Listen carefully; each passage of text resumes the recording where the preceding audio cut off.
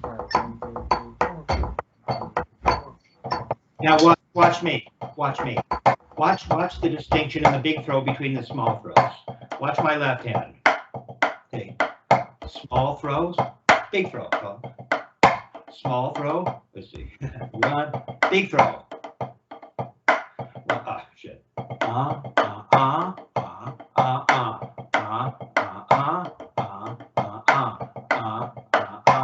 Small, big, big, small, big, small, big, small, big, small, big, small, big, small, small, big, small, small, big, small, small, big, small, small, big, small, small, big, small, big, small, see, it never goes away. These motions work so well. If you really get them, you can enlarge them, decrease their size, and change the volume, and always be loose.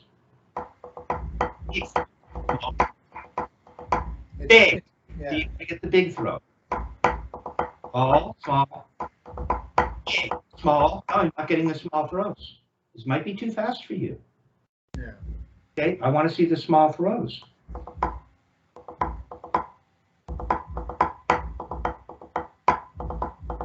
Big throw, small.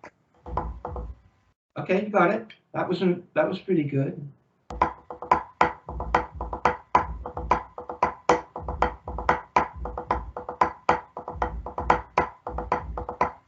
There, right? So that big throw has to be larger than the preceding smaller throws. It's just when I do the smaller throws in the left hand, it just seems weird right now. Yeah.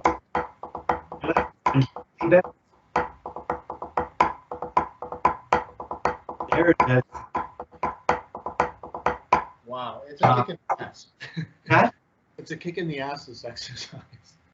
That's cool, but you can see this stuff is like, you can use this. Let's see. 1, 2, 3, 4,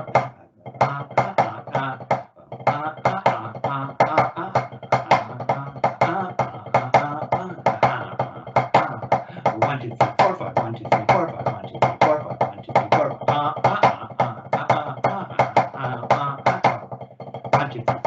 1, 2,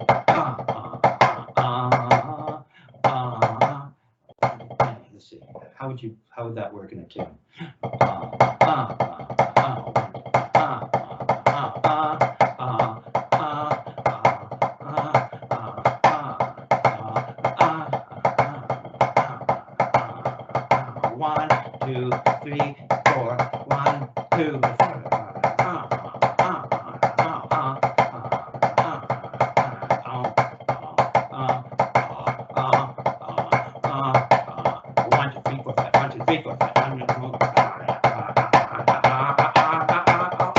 So you're just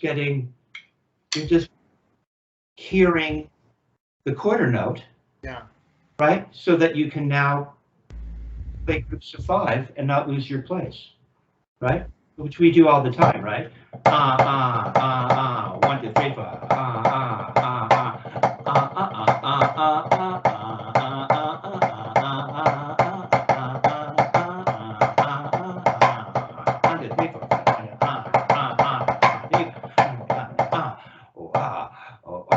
So this thing could get up to somewhere in around that speed.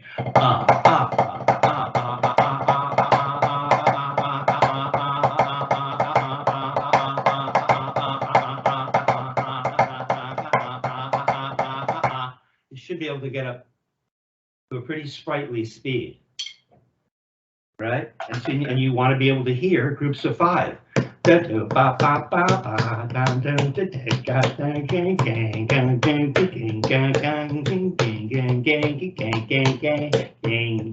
not, a lot of people can't do that. They don't, particularly not non-drummers, it seems. They don't hear that harmonic rhythm, right? So we should be able to hear in 4 and play in 5 or in 7. 1, 2, 3, 4, 5, 6. 1, 2, 3, 4, 5, 1, 2, 3, 4, 5, 6, 1, 2, 3, 4, 5, right? To be able to play. 1, 2, 3, 4, 5. So it's 1, 2, 3, 4, 5, 6, 1, 2, 3, 4, 5, 6, 1, 2, 3, 4, 5, 6, 1, 2, 3, 4, 5, 6, 1, 2, 3, 4, 5, 6,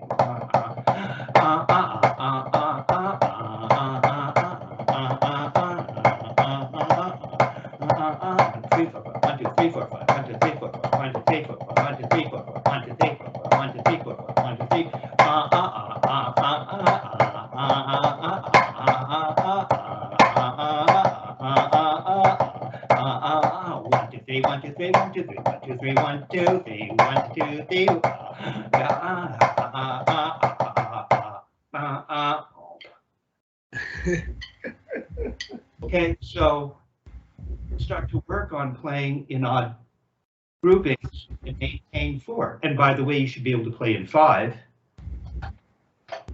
and play in 4.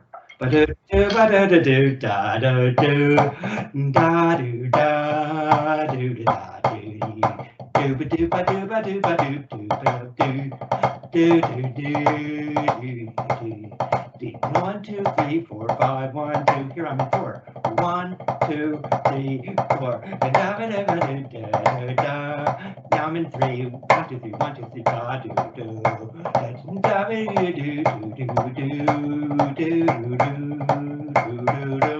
3, So we need to be able to hear,